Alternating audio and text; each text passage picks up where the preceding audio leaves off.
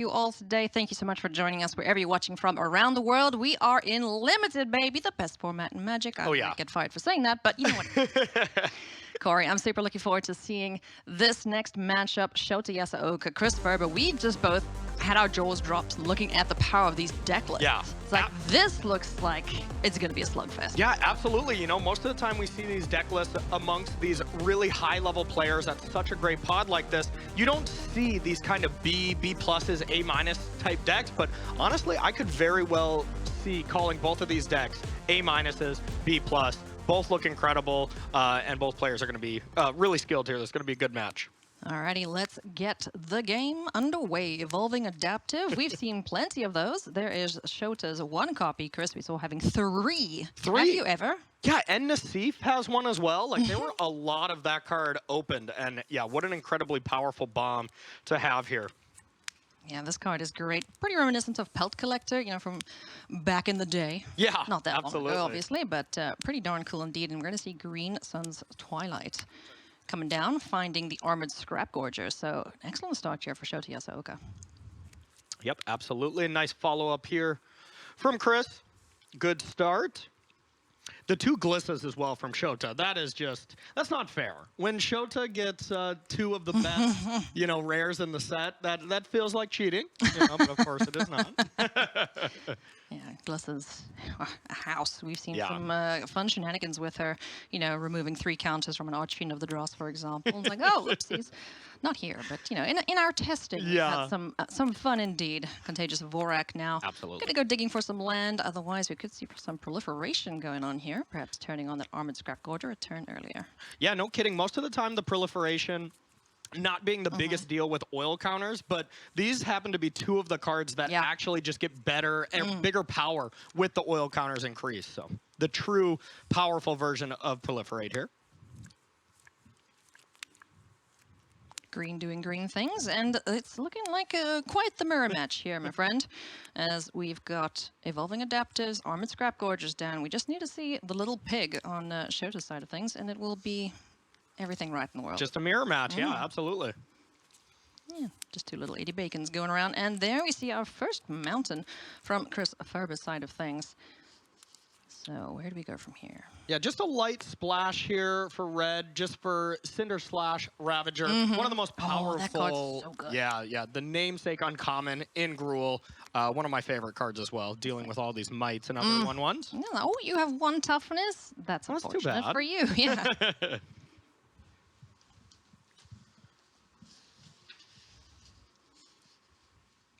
So things looking pretty even, Stevens, for the time being. Shota would like to keep adding to the board, as we know this format is quite dependent on tempo. Yeah. Keep adding to the board every turn. Don't not be doing anything. Absolutely. Otherwise, you're in danger. Absolutely. I love Shota's choice in Gideon sleeves as well. You know, a card Shota was very familiar with, winning Pro Tour Honolulu way back in the day. Not with Gideon, but Gideon was definitely a popular card at that time. So Gideon's just there for, you know, sick brags. Exactly. Like, I've defeated this Gideon before. I can defeat other things. Oh, yeah.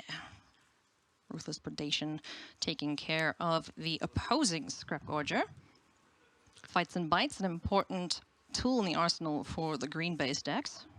And just look at this start from Chris. This is impressive here. Getting the attack here, you don't have to just add the mana to be able to put the counter on it. Now it can attack and get that first hit in when you put that 3rd counter on.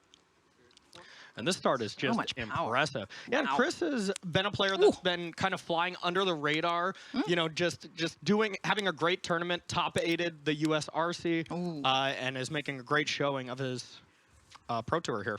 There is Glissa. Rightly so, and the first strike Death Touch could help Shota Yasooka just stave off this. Never mind, that's going bye-bye, courtesy of Anoint with Affliction. So that is a very quick game 1 here for Chris Ferber. Just the ideal start. Yeah. Kept committing to the board, and oops, you're dead. What a draw there from Chris. And honestly, both draws were really, really good. But being on the play, having that evolving adaptive into just a smooth curve, really tough to deal with in this format. Let's look at the opening hands here. Masticore, Carnivorous Canopy, Lands Aplenty, Lattice Plate Mantis offer immortality. So a nice hand there. But on the other side of things, Scrap Gorger once again going to be showing up on turn 2. So, you know, just based off of the opening hands, you got to think that Chris is looking pretty here. Let's see if the deck agrees. Exactly. The Masticore being, you know, one of the best cards and probably the best card in each player's deck combined, but it is a little slow. So Shota is really looking to hopefully draw a 3-drop. I have a certain 3-drop in mind that Shota would like to be playing. One of the 2 Glissas in the deck, but Chris's draw just extremely good. If we can get that battle chair going, that card is so tough to deal with. It's so large. Oh, yeah. That depends if we, you know, get to that point in the game. It might be over with 3-drops and 2-drops before, you know, Blinken will miss it. So Contagious Vorak once again. Gonna go digging. Does it find a land? Definitely did find a land. It looks like there was a choice between getting red or black.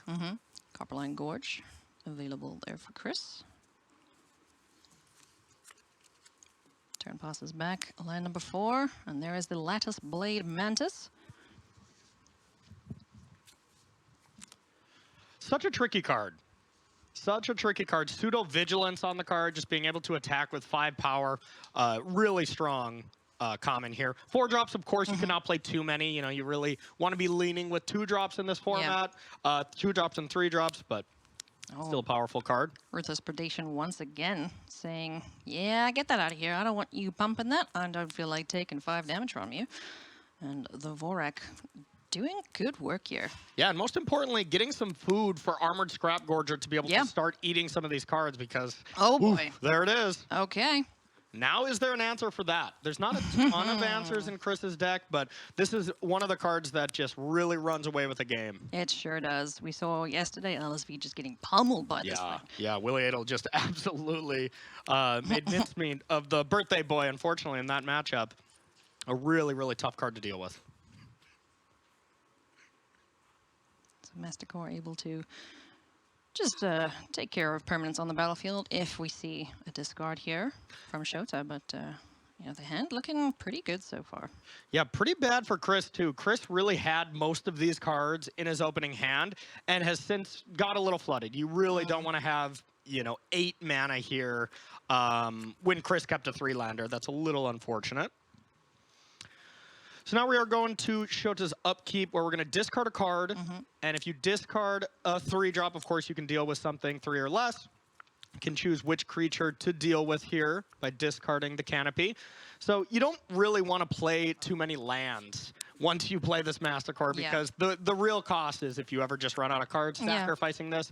Yeah, that probably means you screwed up in some way. This is a card you want to keep around. First Strike as a 5/5 body is just so tough to deal with, especially with that offer of immortality in Shota's hand. This thing is going to be unkillable in combat. You gotta find a way and a removal spell to deal with this. Yeah, and the second piece of text on him, you know, it doesn't often come up, the protection from multicolored, but when it does, oh, you just feel so much better about an already unbeatable bomb. Exactly. Stinging Hive Master added to the board here. Just another solid, I want to say curve filler, but it does leave behind a body afterwards. Yeah, absolutely. And it was pretty interesting. It looked like Shota had land 6 plus Skyclave Engulfer, just a huge second body, but does not want to play more lands and have to discard Offer of Immortality or Hive Master at the beginning of his upkeep, and just prioritizing keeping that 6-drop in hand just in case Chris plays some gigantic card. You can just deal with it straight away. Yeah. You know, there's no reason to commit more to the board that you need to, especially considering he's very much winning at this point. Oh, yeah. And Ailey, we might see something really, really mean here. If Chris does go for Battle Chair right now, it is a gigantic creature. 6 mana, effectively 6/6 trampler, but the creature is still converted mana cost, mana value of 0. So that land that Shota has in hand can just be dealt with, can deal with that. So then you have to pressure in and use 7 mana to equip the Vorak. And it's really just basically time walking Chris in this situation. So here's probably a land to the yard, and oops. Goodbye. Oops, we did. That rebel was not long for the cause here. Yeah. As Silvark Battle Chair doesn't have a pilot right now, we could potentially put a pig in there, but the equip cost is still ridiculous. Yeah, and that's the thing is if you just equip that, now Shota can just discard, well, that Lattice Blade Mantis, discard the Engulfer, and just deal with it. And sure, you got in 7 damage, but that's a tempo game that Shota is wanting to play and will be very advantageous to him. Yeah, and Chris is on 7, so I don't know if there's going to be any pigs swinging at this point. Yeah, I think this one's kind of just all wrapped up, you know? Just a case of the person on the play did win this, but it wasn't necessarily because, like, it was I was on the play, I got this. Just both players had such powerful draws that it was basically impossible to deal with from either side because both decks are so incredible. Evolving Adaptive joins the battlefield here. Contagious Vorik and Whisper of the Dross available for Chris. And on the other side of things, an Unstoppable Mastercore.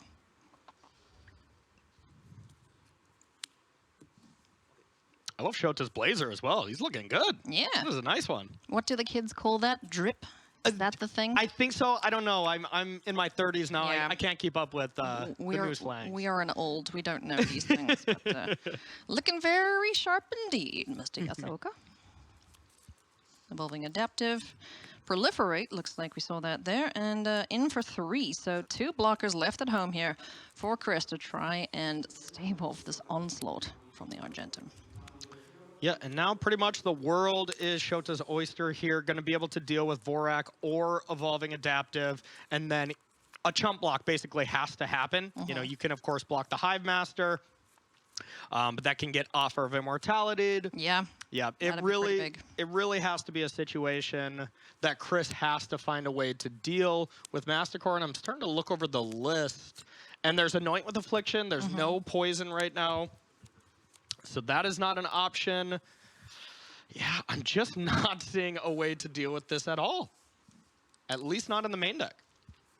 Perhaps the sideboard card can help him out, but, you know, knowing what the cards in hand are currently, it's just gonna be a whole bunch of little things getting thrown under the proverbial bus here as we're able to try and stay alive one more turn here. We will see Whisper of the Dross proliferate, and that'll keep the Evolving Adaptive alive.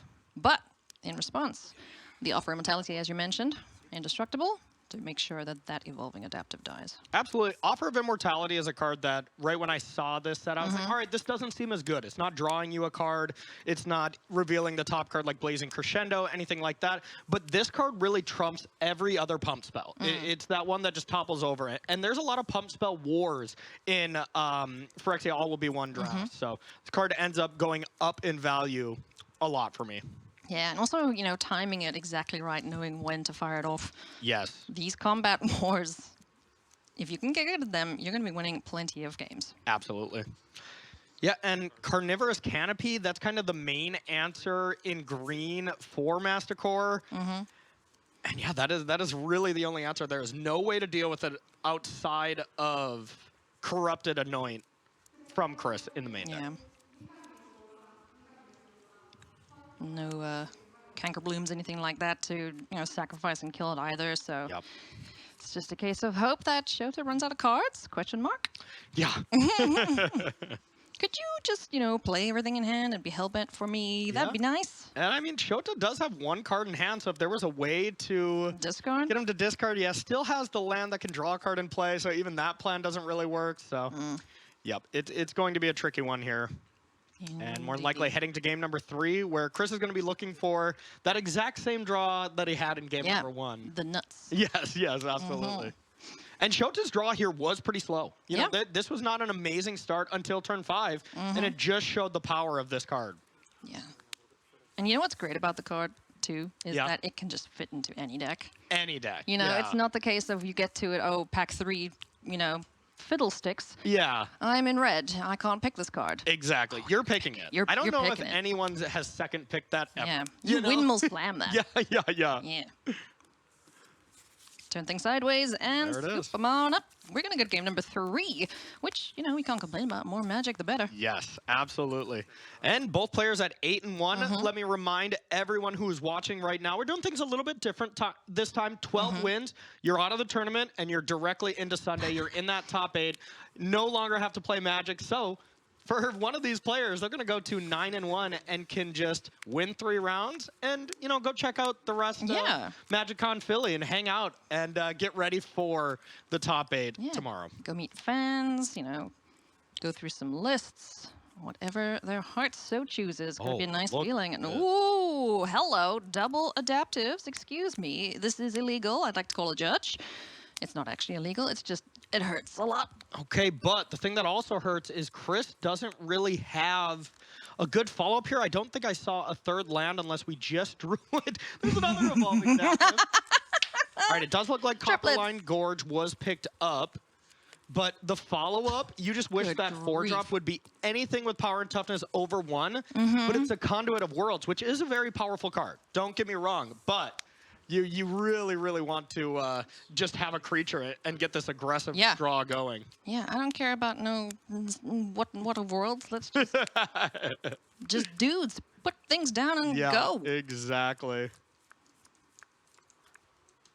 Oh, man, this is bad news bears for Shota fans. There is the duress. There's the duress. It's going to have an option of looking at Whispers of Dross. Okay, so right now what Chris is thinking is, do I just want to Whisper just to proliferate my adaptive? And I think I would have. You know? Like, you wouldn't? I think I would have. I think you think you would have? Yeah, that's 3 power. And now Chris is really just saying, okay, Conduit, do some work, and there is Glissa. Ooh, that's a good blocker.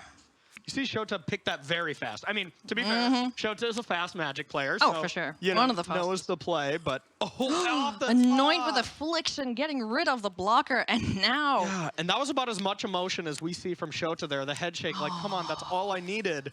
Goodness me, he's got another one. Can he get lucky? Let's see what the top of the deck yields for him. It's an evolving adaptive of his own. Lattice Plate Mantis and Icarus Pit Basilisk would be able to join the fight here and just fend off these adaptives with some Death Touch. What a draw there from Chris. Chris has 1 Anoint to just deal with it. Otherwise, there is, you know, 1 Ruthless Predation, but that was not even able to kill these creatures.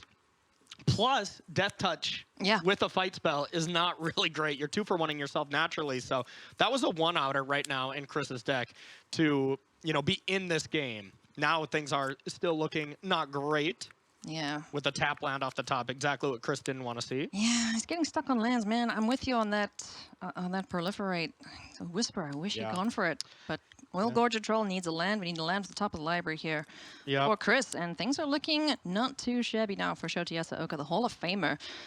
We've got some power swinging on in here. And that 5/4, like you mentioned, the Lattice Plate Mantis able to attack and then hang back on defense. A huge attack here. And even if these evolving adaptives were 2/2s here, still not great. Maybe you have a decent double block on Shota's 3/3 evolving adaptive, but still not amazing here. Looks like we're going to take 11 here. So Shota is out of gas. So if we are able to top deck a land and get Oil Gorger Troll, gain a little life, draw a card, get a couple more oil counters, turn these all into 2/2, we might be okay, but just Conduit of Worlds here, I don't think is fast enough. Okay? Okay. And that is the thing, Conduit of Worlds, an incredibly powerful card. That card will run away with the game if given the time.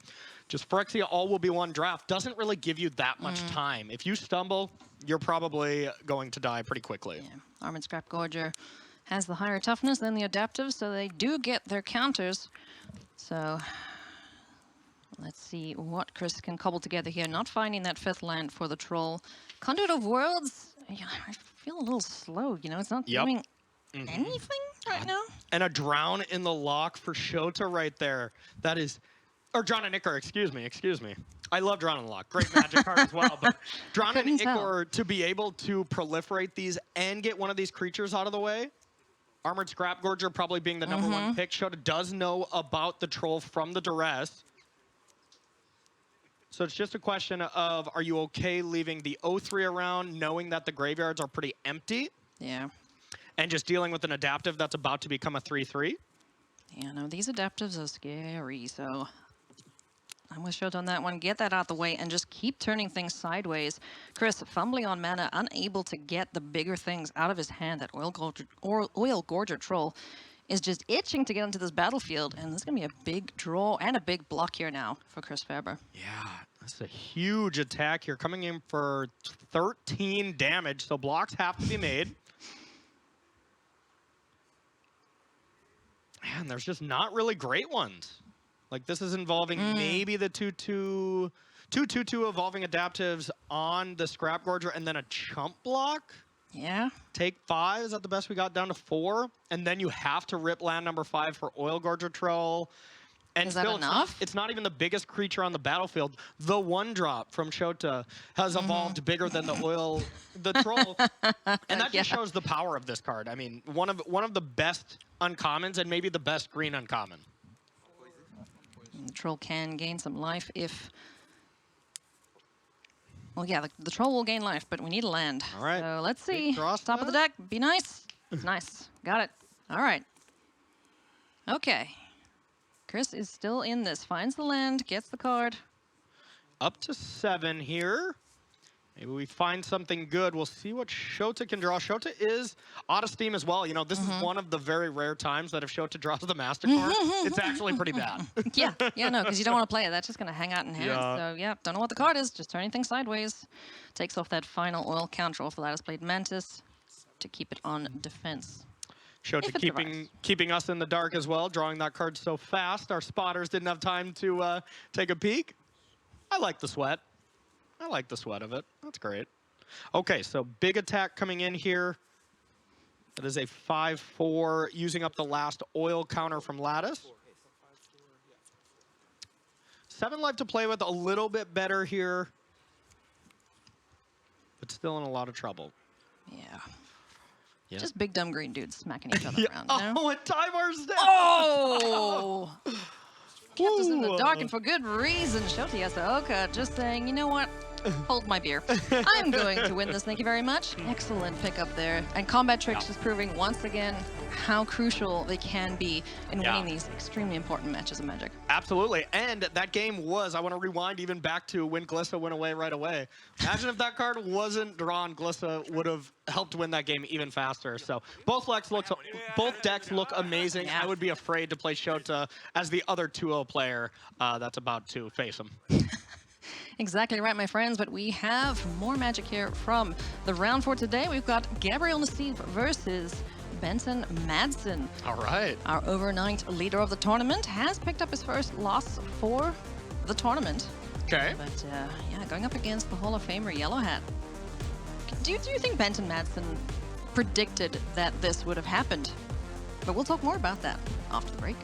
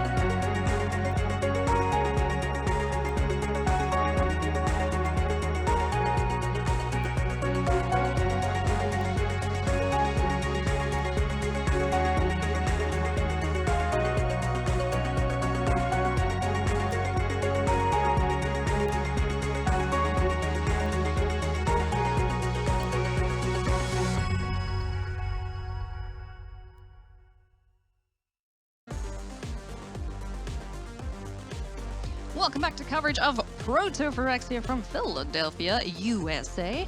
Ailey Loney alongside Corey Baumeister. We are in the thick of things here with the Phyrexia All Will Be One booster draft. We're going to jump into another match now, Corey, that is 1-0. It is Nassif, Yellow Hat himself, up against our overnight leader, Benton Madsen. He has lost a match thus far, so it's a 5-way tie at the top of the leaderboard. Yeah, impressive stuff so far. Gotta love the whole story between Benton and Madsen. It is awesome. Didn't expect to win a single match this Pro Tour. We got an interview yesterday. Expected to go 0-8 and said maybe 2-6. You know, giving himself some wiggle room here. Ended up 8-0. Did end up losing the first round, but Benton's deck looks good. Decided to draft green-white auras in limited here as well as the Pioneer deck. And yeah, a really impressive deck. Headlined by 2 Skrelv's Hives. The Phyrexian Might Bitter Blossom type card. Bitter and Blossom, is it on the play? Just make a bunch of little idiots. Yeah. I love to see it. So let's see if we do have one of those powerful enchantments to kick things off. Well, hi. It might get there. Yeah. Absolutely. Okay. All right, let's just make some 1-1s, huh? Tiny but mighty. Benton did mulligan to 6 as well this game, but hey, you mulligan to the Skrelv's Hide. That ability is just so impressive. And God, what is that? Evolving Adaptive. I don't know what this card is, Corey. I haven't seen that. We better bring that up. We haven't seen that very much on the broadcast so far. Just kidding. That's about the 10th one we've seen so far today. Nassif's deck, a lot more down to earth. You know, it looked a lot more like a Pro Tour. So chill. Yeah, it looked a lot more like a Pro Tour Day 2 Pod 1 draft. You know, the 2 decks that we just saw were just incredible. Nassif did pick up a win round 1, but, you know, had to fight for it a little bit more. It has the green-red sword, has some good stuff going on, but not a bunch of busted uncommon and rares. The 3-1 Branch Blight Stalker, adding to the toxicity of Benton's battlefield. And we'll be looking to start swinging that thing sideways and try and, you know, get a poison win. We've seen that a couple times this weekend already. Yeah, absolutely. Chimney Rabble, something Nassif is probably going to be looking for, that 2 bodies to be able to not only be able to have a 3-3 block the Might, there we go, but also that 1-1 to just be able to trade with your opponent's 2-drop. That's exactly what you want. You know, we were even hearing Paul and Marshall saying that this card doesn't really like stand out as like, wow, this has the most synergy with a red-green deck or with red-white for Mirrodin. Yeah, it's just a good Magic card. 2 bodies, getting some haste when you want to get aggressive. Very impressive. Yeah. Excellent indeed, especially, you know, it's good on attack and defense. Yeah. You know, like you mentioned, it's able to take care of these pesky 3-1 toxic friends, so. Absolutely. A good start here for Yellow Hat on the other side of things, Benton Madsen. Gonna get a couple dings, courtesy of the Hive, but he gets a 1-1 out of it too, so. Here, a nice amount of card shuffling. I believe we have Kibler shuffling cards next to the mic. Kibler is here, but when he shuffles, it's like the world shifts on its axis. That's just how powerful the shuffle is there from the Kibs. We could be hearing it from different rooms across the hall, absolutely. And talking about superpowers, which is, you know, the shuffle. I wonder if Benton Madsen like secretly unlocked his superpowers by playing, you know, Brothers War Sealed on his phone and coming to the Pro Tour. I mean, if you go 8-0 at your first Pro Tour, people, it still just blows my mind how incredibly hard it is to do that at your first Pro Tour. I mean, I think my first 3 Pro Tours, I did not day 2, you know? And like my actual first Pro Tour, I was 0-4. I do remember that. And I was like, yeah, I expected that, you know? So Benton's really doing some incredible stuff here. Yeah. Definitely making it look all that more possible for, you know, the average Magic player sitting at home. Absolutely. But Benton, you are anything but average right now, good sir. You are having an excellent tournament thus far and has picked up a win in this game. As we mentioned, we are joining in Game 2 in a lengthy Game 1. 16 minutes that took against the Hall of Famer, so just going to fling some little mites. Yeah, and the way it does work here, Nassif did pick up a win, but since Benton was the 8-0, did pick up a loss round 1, but the records are the same, so ends up playing in round 2. So the mic got in there for Benton, deciding what to have as a follow-up in main phase 2. Really thinking out the plays. These are, you know, of course, the very big moments. Trying to at least get a 2-1 and salvage your draft so you can get back to Pioneer, where Benton's deck looked incredible. Yeah. You know, it just all day looked really impressive to me. Celestia Aura's something to look out for when we get back to our Pioneer portion of the tournament. Yeah, and that'll be in the 4th round of the day. So be sure to stick around if you're itching for the constructed side of things. Indoctrination attendants are going to hit the battlefield. Oh, I'm sorry, you're right. My bad. Judge. Oh, judge call here. Return to land. Judge call here. We'll check out to see what happened.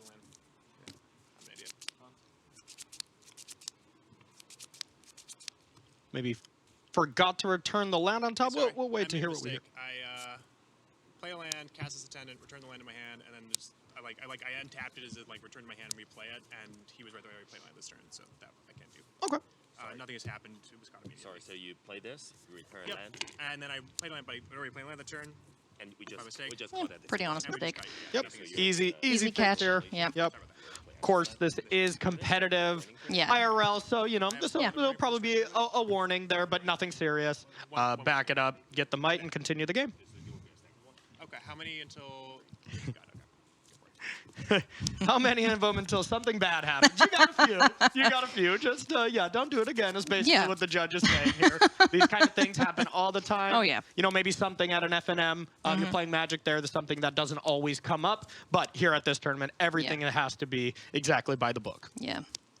And one thing, that's important to note if you are getting into competitive Magic, never be afraid to call the judge. Never. Yeah, absolutely. In fact, I recommend it so much to call a judge. Whenever you have any question about how something works, it's the best way to learn and absorb that kind of information.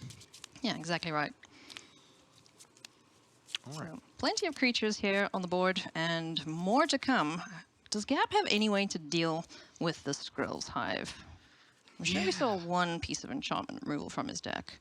I believe we might have some sideboard ways to deal with it, but in the main deck, we saw Nassif's deck, and it is just a lot of 1-drops, 3-drops, and 4-drops. Not a lot of 2-drops to really be able to deal with that. I think the #1 way that Nassif is trying to deal with Scrolls Hive is use that lose a life each turn to his advantage, and just really try to be like, okay, sure, I'm going to race, try not to block as much, because Scrolls Hive, trying to get up to 10 poison is still tricky. Of course, getting a 1/1 every turn, and if you can facilitate it with some powerful 2-drops like Slaughter Stinger, that is in Benton's deck, then it really gets out of hand. Turning these mites into 2/2s is incredible. That's the dream. That's the ideal situation, is being able to pump up the team in some manner. So Slaughter Stinger, definitely what Benton will be looking for to close this game out. And on the other side of things, Gab Nassif just has to, put some blockers out and just let that enchantment do its work. Yep, absolutely. Yeah, there's always a downside. You don't get things for free. Phyrexia Arenas taught me that. Yeah, absolutely. And other cards in Benton's deck does have 2 viral spawnings as well. The Call of the Herd kind of flashback, one of my favorite cards of all time. That card's really strong. Oh, yeah, look at that. Absolutely powerful. And I think the corruption is going to be relatively easy for Benton to do. You think? Yeah, I think so. With a lot of mites and every creature having Toxic so far is going to help out a bit. Another Chimney Rabble, though. Nassif does have a ton of these in his deck. 3 copies. Probably would have liked to have traded one of those in, for a powerful 2-drop here and there, but still, an incredible common. Yeah, one thing we noticed when he was drafting is like, oh, where are the 2-drops? He's got the Far Better Fist, but I think that's like the only 2-drop creature in inverted commas. Yeah, and I thought he drafted very well. It just, they really didn't come around. And, there were some of the weaker packs. We had a bunch of the rares that have the kind of Graph Digger's Cage application, something you just will not play in Limited. But so a couple Mirren safe houses going around. Yeah, a couple cards that are basically designed for Constructed in some ways. But yeah, kind of landmines when you have that as your rare, when you're like, I just really want the Eternal Wanderer, please. Yeah, that'd be nice. Yeah. Alas, not too many of those going around, but in the decks that they have been, woo-wee. Yep, those players had a good day. Pretty good one. Yep, absolutely. All right, so just deciding what to block here, it looks like, from Benton. 2 3/3s coming in, and there's got to be smelling something here. Yeah. Free from Free from Flesh. Yep, absolutely. Oh, burning flesh. That's not a pleasant smell, I'm sure. Yeah, not great. There is one of those, and then there's one Hex Gold Slash as the 2 options that Nassif can have. But if Nassif had Hex Gold Slash, would have already been cast on that because it does deal with Yeah, the 4 toxic. toughness from the toxic. So either this is a sick bluff from Nassif, where he's like, yeah, Benton, no way you're going to block this. Oh, that was only- Or, you know, the more likely scenario, Nassif has the 1-0 free from flesh here. Yeah. Dude, Focus on pick a couple during the draft. Yeah. You know, valuing it highly. I mean, wow, how insane is this card with Evolving Adaptive? It's just +4/+4. Yeah, that is a thing that can happen, and we're going to see exactly that. So Take 10. Jeez. Owie. Oh, it Not bad. hurts. It Not bad. hurts. Oh, I go to 5 during my turn. Sure. Good grief. Now, obviously, the one thing to note about these delightful little mites is they ding you, but they ain't gonna protect you. Yeah, not they too much can't block. blocking. They're just Yeah. turning sideways and dying. most Yeah, of the that time. is the one thing Bitter Blossom definitely has over Squirrel's Hive. You Yeah, can your create fairies a can bunch of block. those and trade for one of these 3/3s after 3 turns. Guess we don't have the Bitter Blossom graphic queued up. Listen here, Corey. Yeah. Don't be a diva. You yeah, can't get yeah. everything you want. Now the person behind the scenes is going to bring that up for you just to make a point. Big shout out to everyone working on the event this weekend. It's been an absolute pleasure watching all these games so fast back to back. Yeah, and the one thing that Benton is really going to need here to be able to stay in this game, gotta get Nassif corrupted and unlock that corrupted ability from Hive and get everything with lifelink. That's the one way you can kind of come back. He hasn't taken any damage. Yeah, no damage, no toxic yet. Here we're gonna see at least some. Oh, goodness. And here's gonna be the real question: does Nassif value keeping the toxic down by blocking here, or just try to get aggressive? More than likely, the 1/1's not getting in there against the 3/4, so probably going to chump here. I mean, yeah, if he doesn't block here, then it's just, I have 3 attackers, you've got 1 blocker. Yeah. Potentially a follow-up for Benton. If it was the singer, it would have been cast pre-combat. So what does he have? I'm gonna block one. All right, Okay. trade there. Little Gobbo putting in good work. Goes to 1 poison here. One defense. Do you have a poison guy? There we see the poison counter. Thank you, judges. And And the follow-up from Benton. What do we have? 4-drop. Okay. Plague Nurse, a nice follow-up here. Able to really get the toxicity going. Yeah. If you get a lot of mana, you know, right now Benton doesn't really want to use 3 mana to just activate that and get some extra toxic in. Yeah. When you're at 5, it's really going to be play as much defense as you can while trying to get corrupted. And, you know, one nice trick that you can have with this, if there ever is any first strike duelist of the faith, something like that, being able to get corrupted in first strike and then your regular combat damage is lifelink, you know, something like that would be excellent. But with no first strike, you just got to attack with a couple mites, hope for the best, and then have some lifelink blockers. But we'll see. This is a big turn for Nassif. Lattice Blade Mantis hits the board here for Nassif. Not too often that you see Lattice Yeah. Blade Mantis come into play and Evolving Adaptive not get a counter. Yeah, it's just like, oh, hi. It's already too large. And wow, Nassif sending it back Ooh. already because he's just recognizing, just hanging. I can't get corrupted. Yeah. No matter what, Nassif is like, I cannot get corrupted. Life-linking blockers will just be too difficult to deal with. This is Benton down to 4 here. I think Nassif's just hanging out, waiting for this Skrell's Hive to take care of Benton. Yeah. Yeah, I mean, he's got the life to deal with. You can just hang out. And, you know, it's kind of the situation of quit hitting yourself. Quit hitting yourself. Yeah, no kidding. No kidding. See what the follow-up is. Both players definitely taking their time to think this through. This is a huge moment for both players. There comes land number 5 for Benton. 3-drop incoming.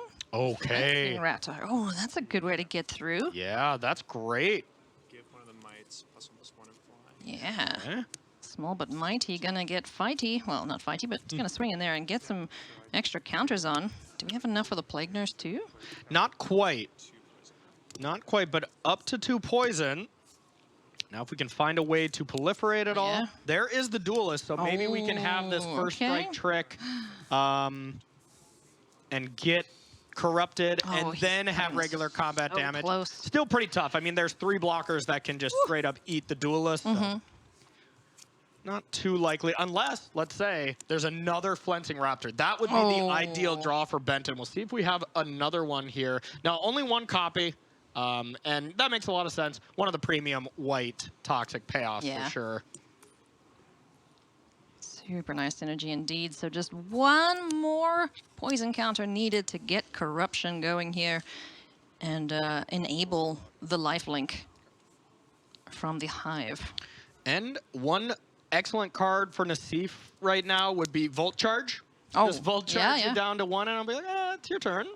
Yeah, would you like to move to your upkeep? There's one of those in there for Nassif to just win the game outright. Outside of that, there's not a lot of ways to push a lot of damage. Hazardous Blast is another one that would definitely be lethal here. Wipe the board.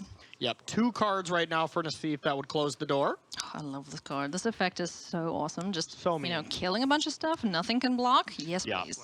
And there's a Hex Gold Slash, so that's going to take care of that Plague Nurse. Okay, there are 3 blockers, but all of these creatures must be blocked. So this is what Nassif is saying, is now that you have 3 blockers, you have to put them all in front of each other. And there's only 1 good block for Benton, which was the 3-4 to the 3-3. Otherwise, 2 chump blocks.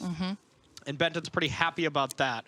Now, if there's a way that Benton can proliferate before attacks, then I would say Benton's in a pretty good spot. But outside of that, being danger. Yeah, a lot of danger. But even attacking with 2 mites here, losing one of them to Lattice Blade Mantis. Yeah. Say that 10 times fast. Lattice Blade Mantis. Yeah. That's not a challenge. But if you get that there and then you have the 1-3-4 blocker that is now corrupted and you have lifelink, you can at least chump the Evolving Adaptive and you gain 3 and then would take 5. Yeah, even that wouldn't be enough. So Benton does need a little bit more onto this battlefield, or this is going to be game number 2 here going to Nassif. Rightly so. So what is the play here for Benton Madsen? Pre-combat, if anything, definitely wants to get that toxic counter, or the 3rd poison counter here on Nassif. Oh, he's doing the math too. It looks like this might be a big attack here.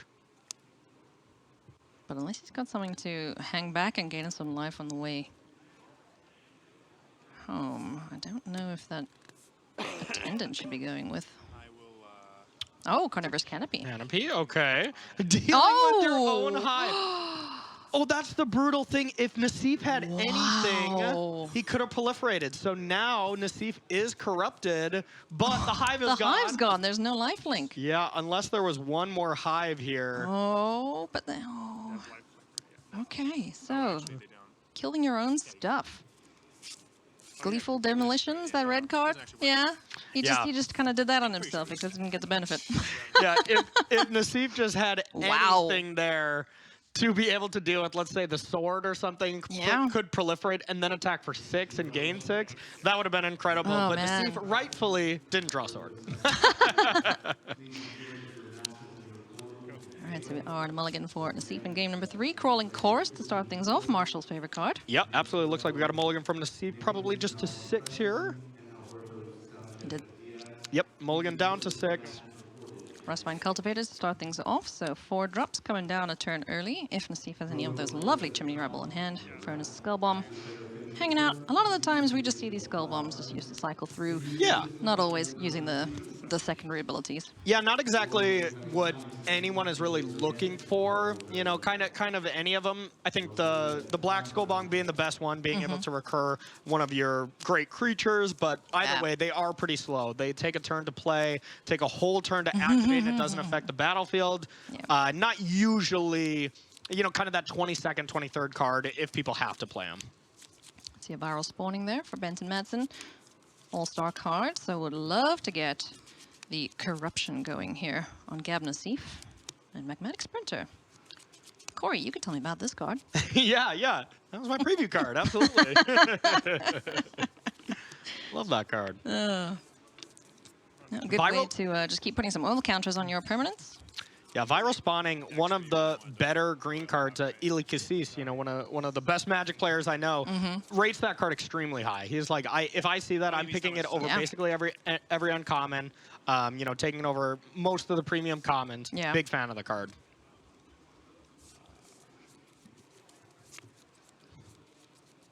Where did the oil counters go? Yeah, got to return it or take the 2 counters off at the end. Oh, yes. Yep. Right. So, you know, it's Didn't not... attack. I'm used to seeing it just go on the board and then turn sideways and then Not a disappear. great card to play if you're looking to just play it and not block with it or attack with it, because it's going to have a short shelf life. You know, you got to attack with it now. All right. Ooh, we got some corruption almost going. 1 counter down. Flensing Raptor once again joining the fray.